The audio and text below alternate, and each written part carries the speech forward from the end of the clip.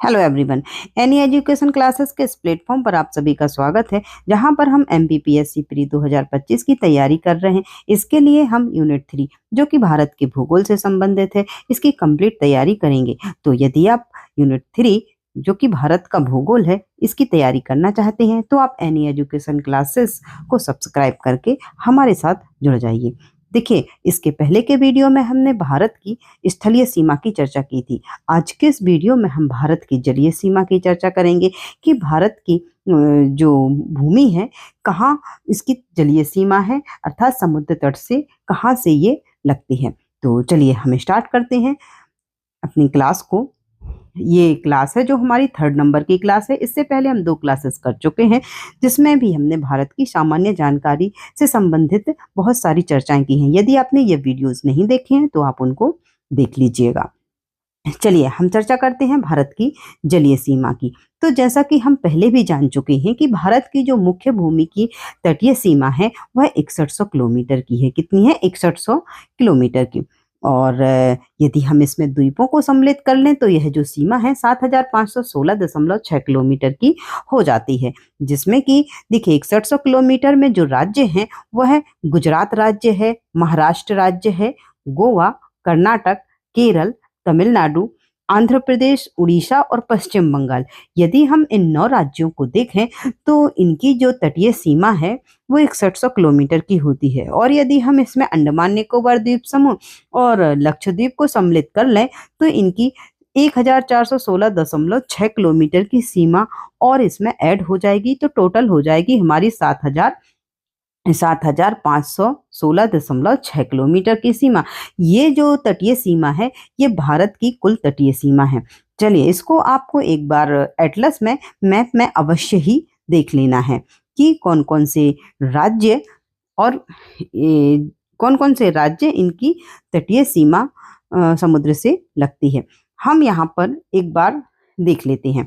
देखिए यहाँ पर ये गुजरात राज्य है। इस गुजरात राज्य की जो सीमा है यहाँ पर महासागर से लगती है।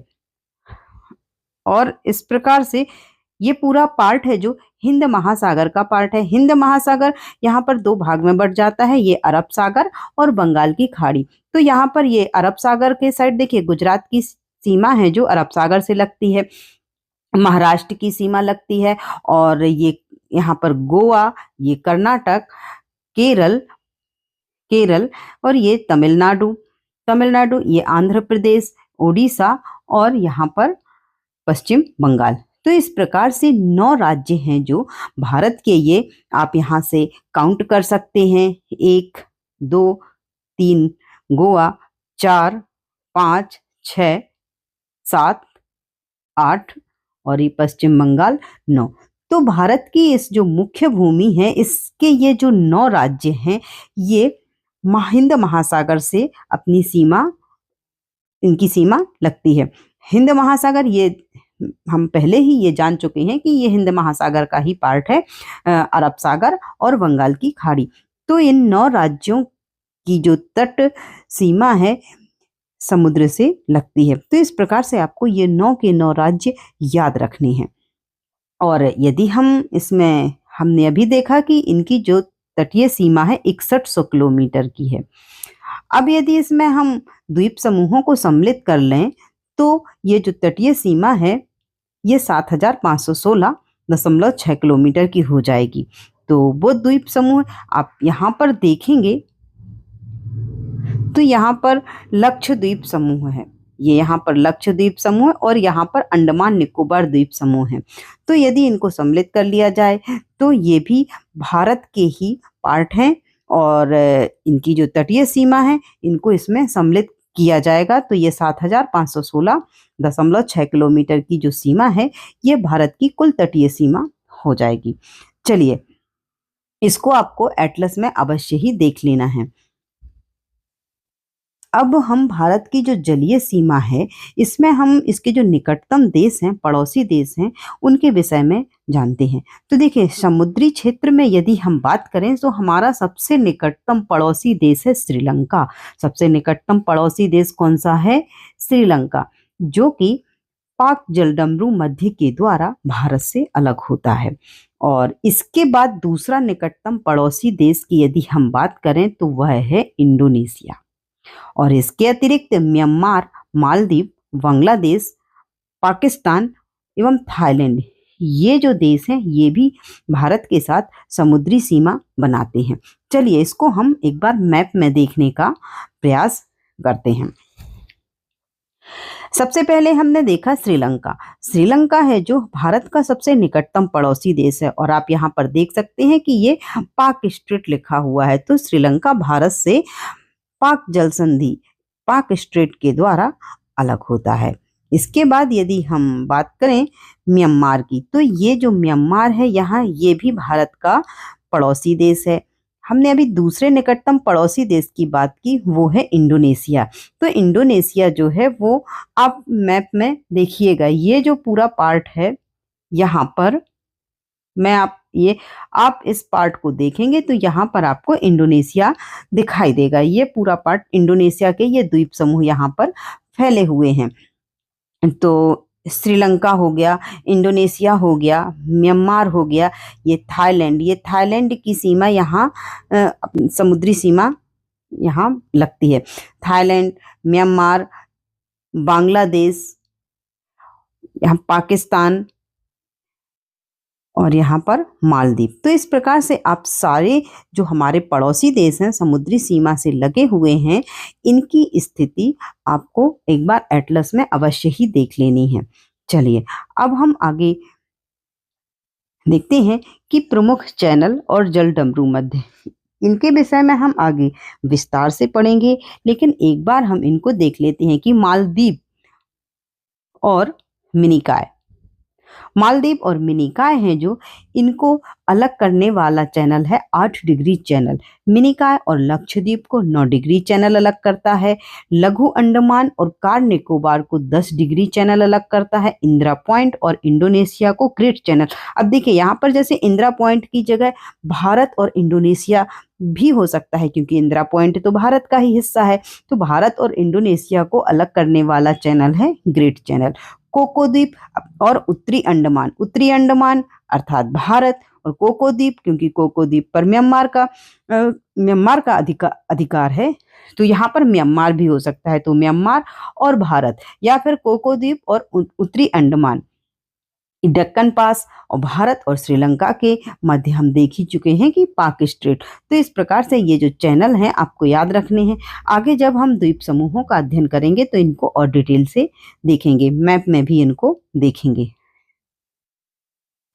चलिए अब हम भारत के जल क्षेत्र की बात करते हैं कि जो समुद्र है, समुद्र में भारत का आधिपत्य कहाँ तक होता है। तो इस प्रकार से जो जल क्षेत्र है इसको 3 भागों में बांटा गया है, जिसमें एक प्रादेशिक जल सीमा, संलग्न क्षेत्र और अनन्य आर्थिक क्षेत्र। जो प्रादेशिक जल सीमा है इसको आधार रेखा से 12 समुद्री मील तक लिया जाता है। अर्थात आधार रेखा से तात्पर्य है कि जो भारत का जो भाग है देश का, नीचे जैसे ये कटा फटा हुआ है, मान लीजिए ये जो हिस्सा है ये भारत का है।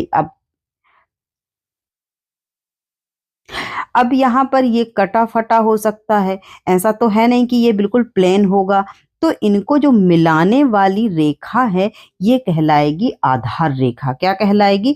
आधार रेखा। इसके चारों ओर जो समुद्र होगा, तो आधार रेखा से जब 12 मील चलेंगे तो आधार रेखा से 12 मील का जो भाग होगा, जल क्षेत्र होगा, वो भारत के अंडर में आएगा। अर्थात उस क्षेत्र का उपयोग भारत कर सकता है और इस क्षेत्र में भारत का संपूर्ण अधिकार होगा और अपना कोई भी कार्य इसमें हमारा देश कर सकता है। अब यदि हम संलग्न क्षेत्र की बात करें तो संलग्न क्षेत्र है जो, वो आधार रेखा से 24 समुद्री मील तक इस क्षेत्र को संलग्न क्षेत्र कहते हैं। आधार रेखा से 24 समुद्री मील तक। और इस क्षेत्र में भारत को राजकोषीय अधिकार होते हैं, और अर्थात सीमा शुल्क से संबंधित अधिकार भी होते हैं। और यदि प्रदूषण नियंत्रण संबंधी कोई कार्य करने हैं तब भी संलग्न क्षेत्र में भारत को ये अधिकार प्राप्त होंगे, संलग्न क्षेत्र में। अब यदि अनन्य आर्थिक क्षेत्र की बात करें तो ये आधार रेखा से 200 समुद्री मील तक का जो भाग होगा, जो एरिया होगा, वहां पर भारत को अधिकार दिए गए हैं। इसमें देखिए, इसमें खनिज संपदा से संबंधित, सागरीय जल शक्ति से संबंधित और अनुसंधान आदि के लिए 200 समुद्री मील तक अधिकार प्राप्त होते हैं। इस प्रकार से जो समुद्री क्षेत्र है इसको 3 भागों में वर्गीकृत कर अलग अलग प्रकार से अधिकार प्राप्त हैं भारत को। चलिए, अब हम भारत एवं विभिन्न देशों के मध्य स्थित सीमा रेखाओं की चर्चा करेंगे, जैसे कि रेड क्लिफ रेखा।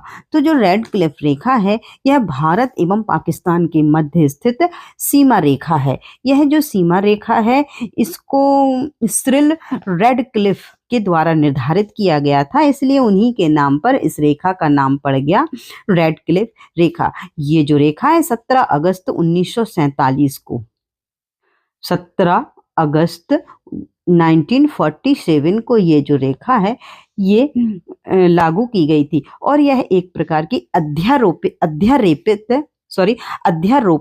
सीमा रेखा है। अध्यारोपित सीमा रेखा वह होती है जो किसी अन्य शक्ति के द्वारा ये सीमा बनाई जाती है, और चूंकि हमारा भारत उस समय पर एक औपनिवेशिक के रूप में था, तो ये ब्रिटिश शासन के द्वारा ये जो सीमा रेखा है ये बनाई गई थी। तो रेड क्लिफ रेखा है जो कौन कौन से देशों के बीच, भारत और पाकिस्तान के बीच में है, ये हमें याद रखना है। इसके बाद यदि हम मैकमोहन रेखा की बात करें तो मैकमोहन रेखा है जो, यह भारत और चीन के मध्य स्थित सीमा रेखा है। यह 27 अप्रैल 1914 27 अप्रैल 1947 को ये जो सीमा रेखा है ये इसका निर्धारण किया गया था हेनरी मैकमोहन के द्वारा, इसलिए इस रेखा का नाम पड़ा मैकमोहन रेखा। चलिए, नियंत्रण रेखा LOC।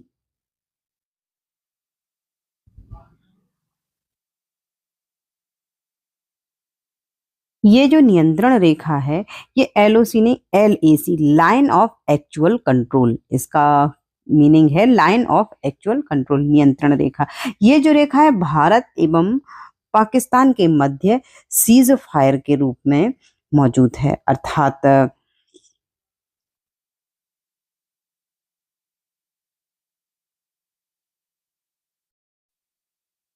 नियंत्रण रेखा LOC, लाइन ऑफ कंट्रोल। ये जो रेखा है ये भारत और पाकिस्तान के मध्य में स्थित है। ये एक सीज फायर के रूप में स्थित है, अर्थात युद्ध विराम के रूप में। इस रेखा के दोनों साइड, अर्थात भारत और पाकिस्तान की जो सेनाएं हैं हमेशा मौजूद रहती हैं, और क्योंकि कभी भी युद्ध की स्थिति भी बन सकती है, और इस रेखा को अंतरराष्ट्रीय मान्यता प्राप्त नहीं है। चलिए, अब हम देखते हैं डूरंड रेखा। डूरंड रेखा है जो पाकिस्तान और अफगानिस्तान के मध्य में स्थित रेखा है, और वर्तमान में जो ये रेखा है पाकिस्तान एवं अफगानिस्तान के मध्य में है, क्योंकि ये जब ये रेखा इसकी बनाई गई थी ये 1893 उस समय में ये भारत और अफगानिस्तान के बीच में ये लाइन बनाई गई थी, ये रेखा बनाई गई थी, परंतु वर्तमान में ये पाकिस्तान और अफगानिस्तान के मध्य है। चूंकि पहले पाकिस्तान भारत का ही हिस्सा था, इसलिए ये भारत और इसके अफगानिस्तान के बीच में थी, परंतु वर्तमान में अब ये पाकिस्तान और अफगानिस्तान के मध्य में स्थित है डूरंड रेखा। त्रिपुरा शून्य रेखा, जो त्रिपुरा शून्य रेखा है ये त्रिपुरा और बांग्लादेश के मध्य में स्थित है। त्रिपुरा एक ऐसा राज्य है जो बांग्लादेश से 3 ओर से घिरा हुआ है, ये भी हमें याद रखना है। और एक और नियंत्रण रेखा है जिसे कि हम कहते हैं वास्तविक नियंत्रण रेखा LAC, line of actual control रेखा। ये जो रेखा है भारत और चीन के मध्य में स्थित है। कहाँ पर? भारत और चीन के मध्य स्थित है ये LAC, line of actual control, वास्तविक नियंत्रण रेखा या सीमा। वास्तविक नियंत्रण, ये जो रेखा है लद्दाख केंद्र शासित प्रदेश में, और जो लद्दाख केंद्र शासित प्रदेश है और अक्साई चीन जो कि चीन के द्वारा अधिकृत कर लिया गया है, इसको ये अलग करती है। अर्थात भारत और चीन के मध्य में ये जो रेखा है ये खींची हुई है, लाइन ऑफ एक्चुअल कंट्रोल। चलिए अब हम देखते हैं महत्वपूर्ण तथ्य जिसमें हमें पाक अधिकृत कश्मीर, पाक अधिकृत जो कश्मीर है POK अर्थात पाकिस्तान ऑक्यूपाइड कश्मीर, मतलब भारत का वह हिस्सा जो पाकिस्तान के द्वारा अधिकृत कर लिया गया। ये कश्मीर का वह हिस्सा है जिस पर 1947 में पाकिस्तान की स्थानीय कव्वालियों की सहायता से पाकिस्तान ने स्थानीय कव्वालियों की सहायता से कश्मीर पर आक्रमण कर दिया था और एक बड़े भूभाग को अपने कब्जे में ले लिया था। उस समय जो कश्मीर का जितना पार्ट था उसका 30% भाग पर पाकिस्तान ने कब्जा कर लिया था, जिसे कि आज हम POK पाकिस्तान ऑक्यूपाइड कश्मीर के नाम से जानते हैं। तो इस या पाकिस्तान अधिकृत कश्मीर या पाक ऑक्यूपाइड कश्मीर जो 1947 में पाकिस्तान के द्वारा अधिकृत कर लिया गया था। चलिए इस पर हम कभी विस्तृत रूप से चर्चा करेंगे, अभी आपको इतना इसमें याद रखना है। ये देखिए, ये जो पाक POK है, ये वाला हिस्सा है जो आप देख सकते हैं, अभी ये पूरा हिस्सा लद्दाख का हो गया है, पहले ये पूरा कश्मीर का हुआ करता था 2019 के पहले, क्योंकि ये कश्मीर एक पूरा राज्य था।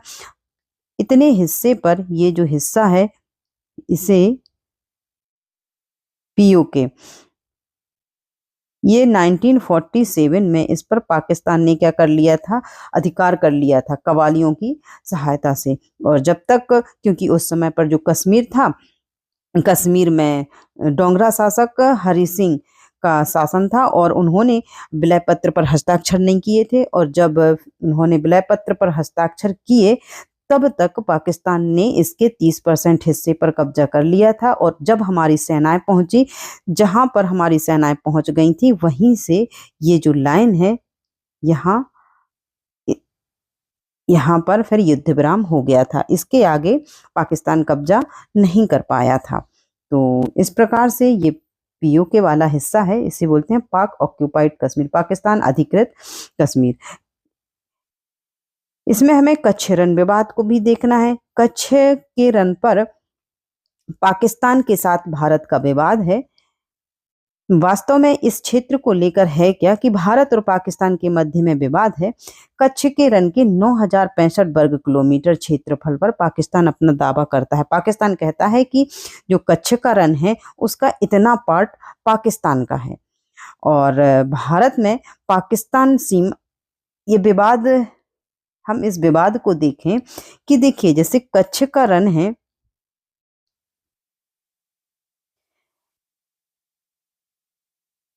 देखिए वास्तव में कच्छ के रण पर विवाद है कैसा कि जो कच्छ का रण है गुजरात वाले एरिया में, जो गुजरात वाला एरिया है, यहाँ पर ये वाला हिस्सा है जो ये कच्छ का रण है, और ये एक दलदली क्षेत्र है, और यहीं पर आकर जो लूनी नदी है वो भी लुप्त हो जाती है। तो ये क्या है, एक दलदली क्षेत्र है। तो भारत का मानना है कि ये एक दलदल है और पूरे पर भारत का अधिकार है, परंतु पाकिस्तान क्या कहता है कि ये दलदल नहीं, ये तो क्या है, एक झील है, और अंतरराष्ट्रीय संधि के अनुसार झील पर दोनों देशों का अधिकार होना चाहिए। परंतु भारत है जो इसको झील नहीं, ये दलदल मानता है, और दलदल है। तो लेकिन जो पाकिस्तान है उसका कहना है कि ये झील है, और अभी वर्तमान में जो सीमा है भारत और पाकिस्तान की, वो 24 डिग्री अक्षांश है, उसके ऊपर से 27 किलोमीटर और एरिया है जो वो भारत के पास है। लेकिन पाकिस्तान कहता है कि जो 24 डिग्री है अक्षांश, यही वास्तविक सीमा रेखा है भारत और पाकिस्तान की। तो इस प्रकार से ये जो 9065 किलोमीटर 9,065 वर्ग किलोमीटर का जो एरिया है वो पाकिस्तान कहता है कि ये हमारा है। तो इस प्रकार से कच्छ के रण पर विवाद है, तो इसे भी हमें थोड़ा याद रखना है कि कच्छ का रण विवाद किन किन किन देशों के बीच में और कितने एरिया पर है, और ये लाइन 24 डिग्री उत्तरी अक्षांश, इसको भी हमें याद रखना है। चलिए अब हम देखें कि ये चिकन नेक क्या होती है। तो नेपाल एवं बांग्लादेश के मध्य पश्चिम बंगाल राज्य के सिलीगुड़ी क्षेत्र का 22 किलोमीटर जो चौड़ा 22 किलोमीटर चौड़ा सकरा भूक्षेत्र है, उसे कहा जाता है चिकन नेक। आप देख सकते हैं ये वाला एरिया, ये बहुत पतला सा एरिया है, ये है चिकन नेक। ये बहुत ही सेंसिटिव एरिया है, क्यों? क्योंकि ये पार्ट थोड़ा सा ही, ये इस साइड से ये बांग्लादेश से लगा हुआ है और इस साइड से नेपाल से लगा हुआ है। यदि कभी कुछ होता है तो बस हमारा ये देखिए उत्तर पूर्वी एरिया बिल्कुल अलग हो सकता है, इसलिए ये बहुत ही सेंसिटिव एरिया है और यहाँ का पार्ट हमें ये याद रखना है, इसे ही कहा जाता है चिकन नेक। और इसे सिलीगुड़ी कॉरिडोर के नाम से भी जाना जाता है। चलिए सेवन सिस्टर में उत्तर पूर्वी राज्य हैं जो, उसके 7 राज्यों को शामिल किया जाता है। उन 7 राज्यों को सेवन सिस्टर के नाम से हम जानते हैं, जिसमें असम, अरुणाचल प्रदेश, नागालैंड, मणिपुर, मिजोरम, त्रिपुरा एवं मेघालय, ये जो 7 राज्य हैं इनको सेवन सिस्टर के नाम से जाना जाता है। आप यहाँ पर इन राज्यों की स्थिति को देख भी सकते हैं। असम, अरुणाचल प्रदेश, नागालैंड, मणिपुर, मिजोरम, त्रिपुरा, आप देखिए मेघालय, ये जो 7 राज्य हैं ये क्या हैं? ये सेवन सिस्टर के नाम से इनको जाना जाता है। और जो ये असम है, असम बाकी 6 राज्यों के साथ अपनी सीमाएं साझा करता है। यहाँ पर ये अरुणाचल प्रदेश से, यहाँ नागालैंड से, यहाँ आप देखेंगे तो मणिपुर से, यहाँ देखेंगे तो मिजोरम से, त्रिपुरा से और मेघालय से। जो असम राज्य है इन 6 राज्यों के साथ अपनी सीमा बनाता है और इन सभी 7 राज्यों को सेवन सिस्टर के नाम से हम जानते हैं। तो इन 7 राज्यों को के नाम और राजधानियां आपको याद रखनी है। चलिए इस प्रकार से देखिए हमने आज के वीडियो में भारत की जलीय सीमा से संबंधित कुछ फैक्ट जाने जिनको आपको याद रखना है। और अब हम मिलते हैं अपने अगले वीडियो में। जब तब तक के लिए आप खुश रहिए, मस्त रहिए, एनी एजुकेशन क्लासेस के साथ जुड़े रहिए। जय हिंद, जय भारत।